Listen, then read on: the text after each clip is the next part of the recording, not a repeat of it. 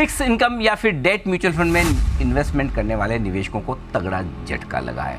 अब तक उन्हें long term capital gain tax का बेनिफिट मिलता था, अब वो नहीं मिलेगा। जी हाँ, सरकार ने हर तरह के डेट इन्वेस्टमेंट पर एफडी जैसा ही टैक्स करने की सोची है, यानी कि अब डेट म्यूचुअल फंड पर भी एफडी की तरह फिक्स डिपॉजिट की तरह ही आपको टैक्स देने होंगे। ऐसे में म्यूचुअल फंड इन्वेस्टर्स को आगे क्या करना चाहिए, स्पेशली जो डेट म्यूचुअल फंड में पैसा लगाते हैं उनके लिए कितना बड़ा झटका है और किस तरह से आगे अब उन्हें जो अब तक टैक्स बेनिफिट मिलते थे वो नहीं मिलेंगे, इसी पर हमारा आज का ये खास शो है डेट फंड पर डंडा।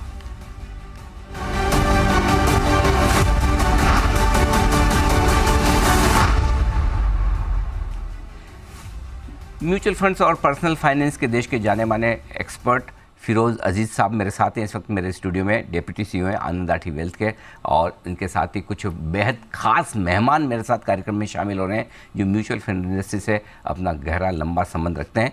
जी हाँ, राज मेहता साहब हैं जो कि फंड मैनेजर हैं डेट म्यूचुअल फंड्स के, PPFAS म्यूचुअल फंड, पारंपरिक म्यूचुअल फंड के नाम से जिसे आप जानते हैं। DP सिंह साहब हैं, देश के सबसे बड़े mutual fund SBI mutual fund के डेप्यूटी MD हैं और वो बड़ी गहरी और मजबूत पकड़ रखते हैं म्यूचुअल फंड इंडस्ट्री पर। और साथ ही एमफी के चेयरमैन और साथ ही आदित्य बिरला सन लाइफ म्यूचुअल फंड के MD और CEO ए बाला सुब्रमण्यम सर भी हमारे साथ कार्यक्रम में शामिल हो चुके हैं।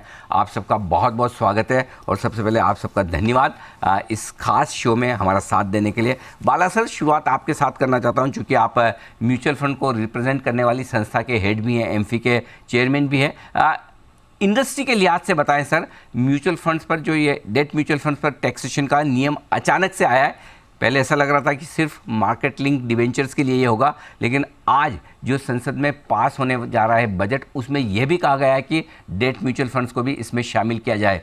क्या वजह आप समझते हैं और इंडस्ट्री पर क्या असर पड़ेगा, पहले ये समझाएं।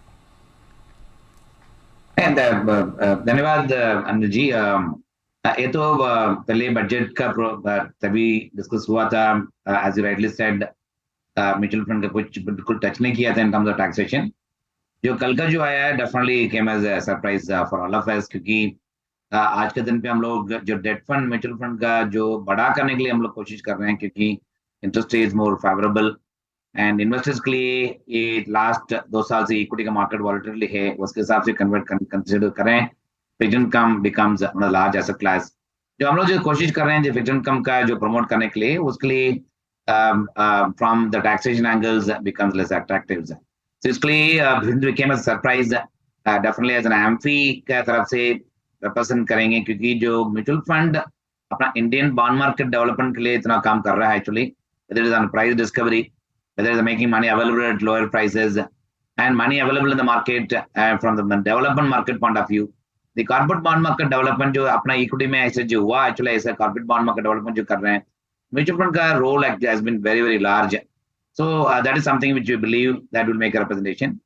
Second is mutual fund. आप कोई भी आप म्यूचुअल फंड में है, कोई भी गारंटीड रिटर्न नहीं देते हैं, उस मार्क टू मार्केट वॉलेटिलिटी रहते हैं, इंटरेस्ट रेट ऊपर नीचे हो जाने से उसका भी इम्पैक्ट आते हैं। उसके लिए जो कैपिटल गेन टैक्स जो प्रोवाइड किए थे, बिकॉज म्यूचुअल फंड में गारंटीड रिटर्न कुछ नहीं रहते हैं, that's why the capital gain was not introduced. आज के दिन पे भी अगर लॉन्ग टर्म कैपिटल के हिसाब से कितना लोग आया होगा, ज्यादा ऑफकोर्स है नहीं है, बट ज्यादा लोग आ सकता है। Clearly I think the potential is large. I think मेरे हिसाब से फ्यूचर के हिसाब से देख के we'll make a representation to our ministry whether any scope actually for them to reconsider this. But having said that, जो mutual fund covers incomes are coming in the form of capital gain. तो short term capital gain के हिसाब से जो invest जो करना है वो करेंगे एक्चुअली। जो मार्केट का इंटरेस्ट रेट रियल सेंस में कैप्चर करके आज के दिन में एक इंस्ट्रूमेंट खाली म्यूचुअल फंड में आ सकता है। As it happens in US, आज के दिन में आपको पता होगा that bank deposits versus money market funds returns are hugely different, क्योंकि उनका जो मार्केट में जो रेट जो है वो कैप्चर करते हैं, especially from investors point of view. That's a big benefit that comes in the mutual fund.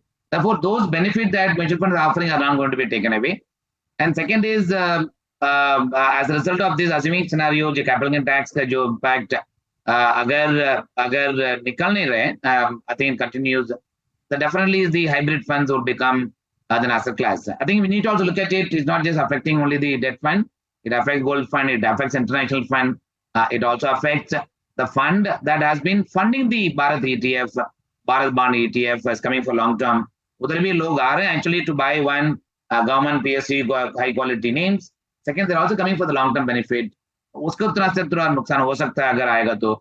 I think asset class as a big asset class, I think have to be now revisited from the broader perspective. लुटली तो AMFI chairman के नाते बाला sir जो कह रहे हैं दो बड़ी खास बातें. एक तो ये सिर्फ असर डेट फंड पर नहीं होगा, गोल्ड फंड पर होगा, इंडेक्स फंड्स पर होगा, विदेशी फंड्स में निवेश करने वाले फंड्स पर होगा, ETF पर होगा.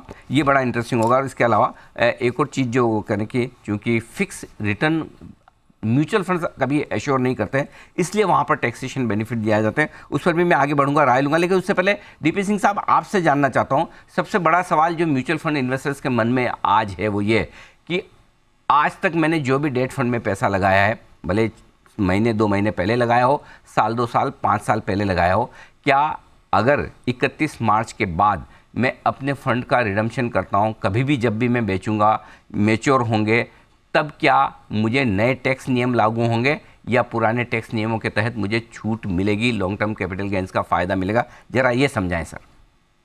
बहुत बहुत शुक्रिया अनिल जी मेरे को इस शो में बुलाने के लिए.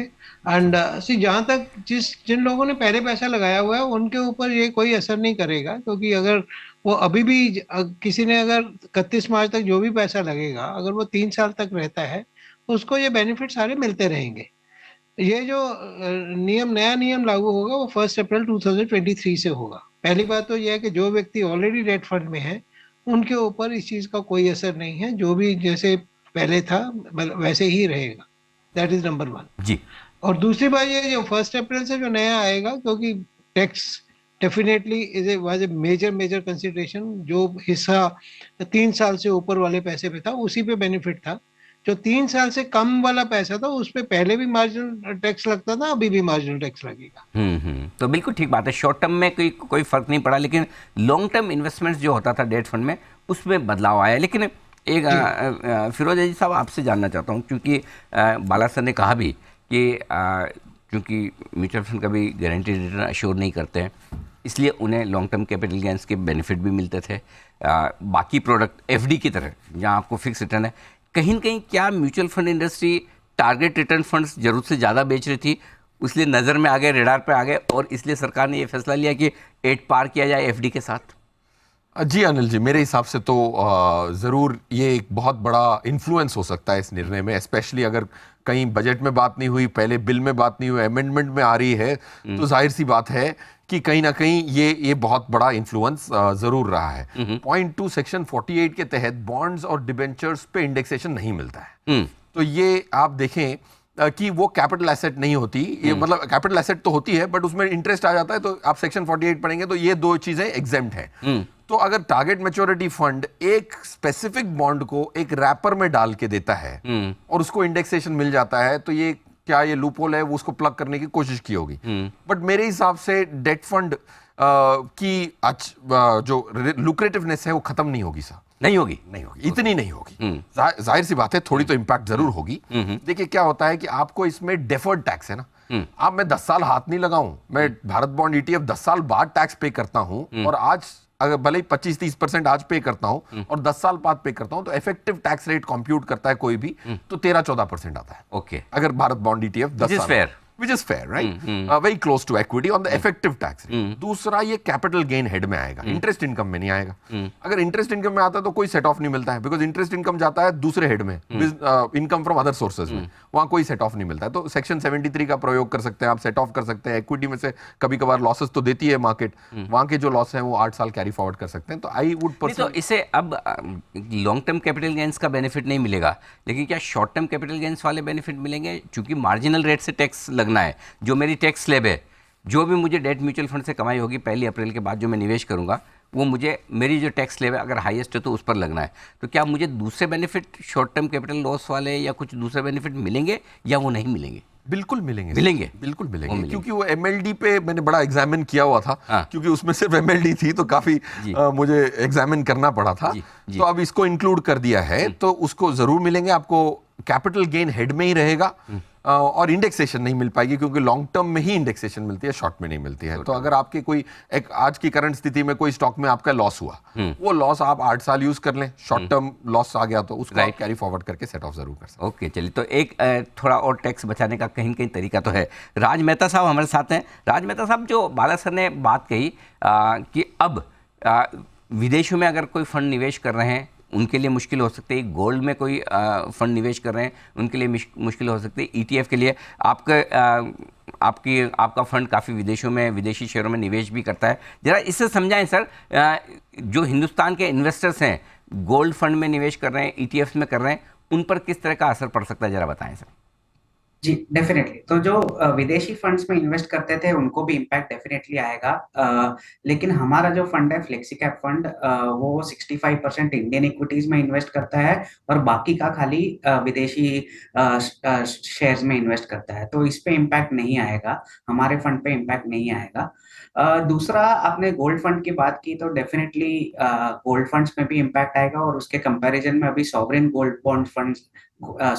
बॉन्ड्स है वो बहुत अट्रैक्टिव हो जाएंगे कंपेयर टू गोल्ड फंड्स और गोल्ड ईटीएफ्स। तो वो आगे जाके रिटेल इन्वेस्टर्स के लिए बेनिफिशियल होगा। और एक चीज ये भी है कि when compare to bank FDs में इंश्योरेंस 5 लाख तक ही मिलता है। बाकी अगर डेट म्यूचुअल फंड्स में इन्वेस्ट करो तो सेफ्टी वाइज भी अगर आप पोर्टफोलियो देखें तो काफी अच्छा रहता है कंपेयर टू बैंक एफडीज। तो वो भी एक पॉइंट ध्यान में रखें।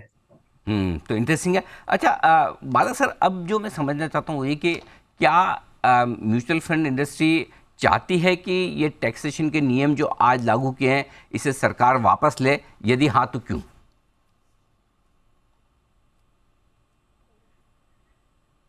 बाला सर, क्या आप मुझे सुन पा रहे हैं? जी सर, जी बताएं सर। या अनिल जी, अभी तक तो आपको पता नहीं कैसे करेंगे, बट डेफिनेटली रिप्रेजेंट करना जरूरी है, क्योंकि अगर बजट में अगर पहले आता होता we would have gone and made representations. अभी जो सडनली आ गया है, so before the finance bill getting passed, we will make a representation on 2 counts. One is जो म्यूचुअल फंड का इम्पोर्टेंस ऑन फिक्स्ड इनकम में भी है, that should be given not from only from mutual fund point of view. अगर देश में अगर 2 market बड़ा हमेशा रहेंगे, which is equity market and fixed income market, corporate bond market. इतना साल से हम लोग ट्राई कर रहे हैं actually corporate bond market development के लिए, जो आज तक म्यूचुअल फंड का जो कंट्रीब्यूशन आया in the form of development of bond market, whether it is a price discovery, better borrowing rates, जो मार्केट का हमेशा जो ऊपर नीचे पॉलिसी के हिसाब से जो इंटरेस्ट रेट बढ़ते जा रहा है और नीचे आते हैं, उसका बेनिफिट इमीडिएटली मार्केट में कैसे रिफ्लेक्ट होते हैं through the bond market development. Only mutual fund have been playing a bigger role, both interest rate घटाने में भी और इंटरेस्ट रेट थोड़ा बढ़ने से उसका बेनिफिट उठाने के लिए, दोनों में काम करते हैं in the interest of investors. Second, even for bond market development point of view, आज के दिन पे roughly about 4,50,000 crores का investment being made by entire mutual fund industry greater than 3 year bond में इन्वेस्ट करें। कौन कौन बारह करते हैं इसमें? PFC, REC, NBFCs, public sector institutions, private sector institutions, जो मार्केट में जो बारो करते हैं लिस्टेड बॉन्ड के through, mutual funds are the large participant including government of India securities है। अगर वही हिसाब से अपने मार्केट का डेवलप करना है, mutual fund fixed income would become large asset class as big as equity. मेरे हिसाब से fixed income asset class should be 2 times higher than the equity size. I think अगर मार्केट के हिसाब से देखते हैं, that's a kind of potential is there. By making these kind of changes, then naturally you make it less attractive and making it par, उसमें क्या हो सकता है, तो फ्लोज उतना अगर कम हो जाएंगे, जो डेवलपमेंट का मार्केट अगर फ्लोज उतना कम हो जाए, उतना मार्केट का जो इंटरेस्ट रेट बेनिफिट जो मिलते थे बोरोयर्स के लिए, specially in the form of yield, वो यील्ड बढ़ जाएगा। तो यील्ड अगर वो यील्ड थोड़ा बढ़ गया, उसके हिसाब से कॉर्पोरेट का बोरोइंग थोड़ा का बढ़ सकता है, और liquidity otherwise was available for the mutual fund to the borrowers, वो कम हो जाएंगे। आई थिंक कैस्केडिंग इंपैक्ट के हिसाब से देखना चाहिए। मेरे हिसाब से कल म्यूचुअल फंड अलग से नहीं देखना चाहिए, we have to look at the whole system as a whole. So that is what I think we will make a representation and see how much we are successful in that. Absolutely. तो Bala sir ने point raise किया, वो बहुत ही interesting और important है कि ऐसा नहीं कि खाली म्यूचुअल फंड इंडस्ट्री पर असर पड़ रहा है कि उनके टैक्स बेनिफिट ले लिए, लेकिन म्यूचुअल फंड जो कॉर्पोरेट बॉन्ड मार्केट को लिक्विडिटी देते हैं, जो बोरर्स के लिए भी अब शायद कॉस्ट बढ़ती हुई दिखेगी। डीपी सिंह साहब, एक बात आपसे जानना चाहता हूँ, क्या इंडस्ट्री अब अपने आप को तैयार करेगी कुछ नए तरह के प्रोडक्ट लाने के लिए? उस तरह के प्रोडक्ट आते हुए दिखेंगे जो टैक्स एफिशिएंट हो पाए, जहां पर डेट का फायदा भी इन्वेस्टर्स को मिले और साथ ही साथ टैक्स का बेनिफिट भी? देखिए, जहां तक टैक्स का सवाल है अनिल जी, वो तो देखो म्यूचुअल फंड इंडस्ट्री के हाथ में नहीं है, वो तो जो लॉज ऑफ द लैंड है उसके हिसाब से ही करना पड़ेगा। तो उसमें तो म्यूचुअल फंड्स कुछ ज्यादा नहीं कर पाएंगे। पर हाँ, एक चीज जरूर हो जाएगी, पहले दो कैटेगरी होती थी, एक डेट कैटेगरी होती थी और एक इक्विटी कैटेगरी होती थी। और जिसमें भी 65% से ऊपर डोमेस्टिक इक्विटी में होता था वो इक्विटी फंड में गिना जाता था।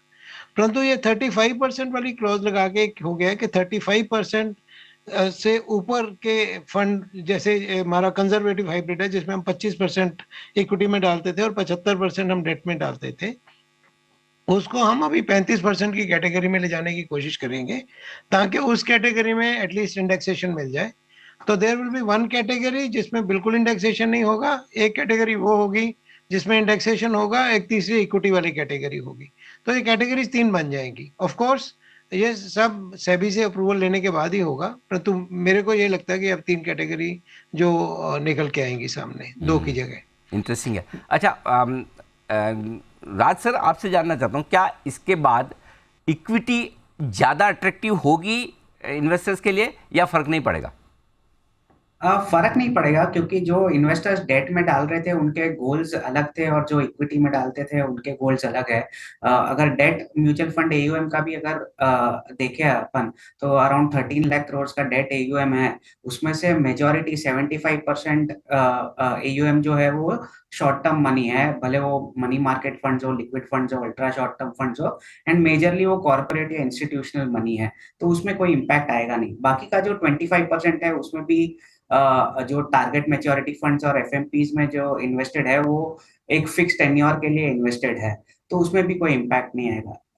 डेट म्यूचुअल फंड्स में अभी भी जो एक एडवांटेज बचा है compare to bank fix deposits, वो है ओपन टेन्योर रखने का।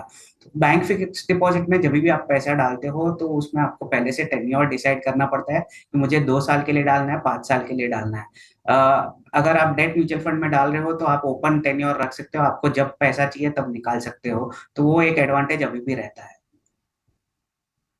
ये इंटरेस्टिंग है। तो इक्विटी फंड्स डालने वाले, उनमें पैसा डालने वाले इन्वेस्टर्स अलग तरीके की माइंडसेट के हैं, अलग रिस्क वाले और अलग समय के लिहाज से डालते हैं। अच्छा सर, फिरोज सर, आपसे एक दो बात पूछना चाहता हूँ। एक तो ये कि जो आमतौर पर हमें इन्वेस्टर्स पूछे, भाई जिन लोगों ने डेट फंड में पैसा लगा रखा है ऑलरेडी, वो बोल रहे हैं हमें क्या करना है, हम बने रहें, क्या टैक्स वैक्स का एडवांटेज लेने के लिए पहले 31 मार्च के पहले कोई रिडीम करना है, प्लस जो डेट में SIP कर रहे हैं, कम है लेकिन करने वाले हैं अभी भी, तो उन लोगों के लिए क्या राय है आपकी?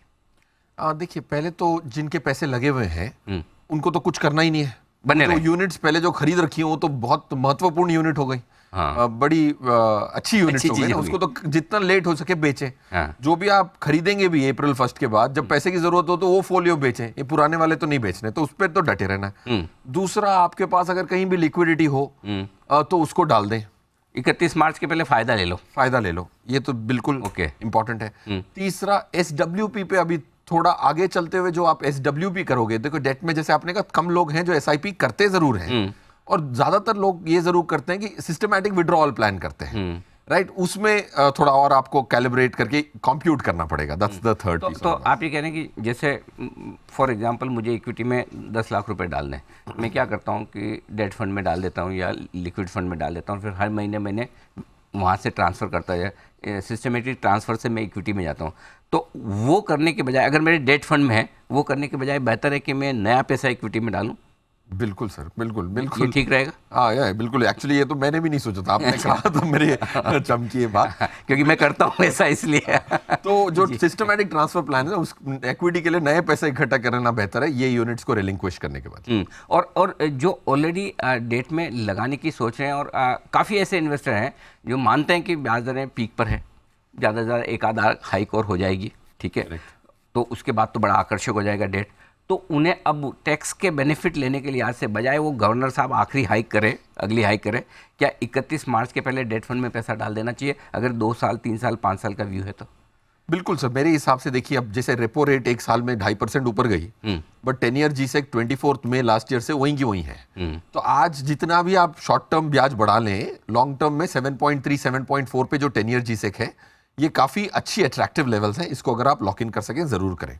और उसके पहले 31 मार्च के पहले कर सकते हो बढ़िया है, वरना आपके जो करंट यूनिट्स हैं उस पर आप हमेशा ओवरड्राफ्ट ज़रूर ले सकते हैं। अब मैं ये सुबह से ये सोच रहा हूँ कि मैं अपने करंट यूनिट्स को प्लेज करके 8-9% पे कोई भी लोन दे देता है एक दिन में, तो मैं डेट की जो मेरी इन्वेस्टमेंट की प्लान है अगले 1 साल की, मैं आज क्यों ना कर लूँ। आज अगर भले लिक्विडिटी ना हो, ओवरड्राफ्ट 1-2 दिन में मिल जाती है, वो लेके आपने अगर यूनिट्स आज खरीद ली तो अच्छी बात है। तो 2-3 चीज़ें बेहद साफ है। पहली चीज़, अगर आप ऑलरेडी डेट म्यूचुअल फंड में पैसा डालकर बैठे हैं तो उसे छुए भी ना, हिलाएं भी नहीं, आपके ऊपर कोई फ़र्क नहीं पड़ेगा। जब आपको ज़रूरत हो तब बेचेंगे, तब टैक्स लगेगा, वो भी पुराने तरीके से। लॉन्ग टर्म वाला है, 3 साल से ज़्यादा का है तो लॉन्ग टर्म ही लगेगा, इसलिए डरने घबराने की ज़रूरत है नहीं। इनफैक्ट आगे जो भी आप पैसा लगाएंगे, कभी रिडीम करने की ज़रूरत भी आए तो पहले वो करिए। उसके अलावा भी अगर रिडीम करने की ज़रूरत आए शॉर्ट टर्म के लिए हो तो जैसा फिरोज सर बोल रहे हैं कि उसके सामने लोन ले लें, बजाय उसको इन्वेस्टमेंट के तौर पर निकालने के, ताकि आपका लॉन्ग टर्म का जो फ़ायदा है वो आपको मेंटेन करके चलना है, ये ध्यान में रखिए। तो पुराना डेट इन्वेस्टमेंट जो भी है उसे होल्ड करें। 31 मार्च तक आप जो भी डेट फंड में पैसा लगाएंगे उसमें लॉन्ग टर्म का बेनिफिट मिलेगा। तो अगर आप 3 साल से ज़्यादा का व्यू लेकर पैसा लगाना चाहते हैं तो अभी लगा लेने का समय है, आपको उसके बेनिफिट भी मिल जाएंगे और बाकी आपके निवेश पर किसी तरह का कोई असर नहीं पड़ने वाला। और अगर जो बाला सर हमारे कह रहे हैं, और उसमें आपके इंडस्ट्री के हमारे पार्टिसिपेंट्स भी हैं, SBI म्यूचुअल फंड वाले भी हैं, PPFS वाले भी हैं, उनकी राय के साथ सरकार के पास जाएंगे और सरकार ने मान लिया कि नहीं नहीं भाई, हमें तो खाली मार्केट लिंक डिबेंचर को ही टैक्स करना था, डेट म्यूचुअल फंड को नहीं, इसको वापस से ले लेते हैं, और आपकी मांग मान ली तो फिर कहने क्या, तो फिर आपके लिए पहले जैसा ही मामला हो जाएगा। फिलहाल आप अपने फाइनेंशियल एडवाइजर से राय ले लें, बने रहें, पैनिक करने की ज़रूरत नहीं है। थोड़ा बहुत जो असर है नए निवेश पर पड़ेगा, पुराने इन्वेस्टमेंट्स वैसे ही रहेंगे। इस खास शो में आप सबने राय दी, पूरा डायरेक्शन दिया, हमें गाइडेंस दिया, आप सबका बहुत बहुत धन्यवाद। बाला सर, DP सिंह सर, राज मेहता साहब और फिरोज सर, आप सबका बहुत बहुत शुक्रिया। आज जी बिजनेस पर आपने डेट फंड के इस नए प्रोविजंस को हमारे दर्शकों को अच्छे से समझाया। इस खास शो में इतना ही, मुझे दीजिए इजाज़त, नमस्कार।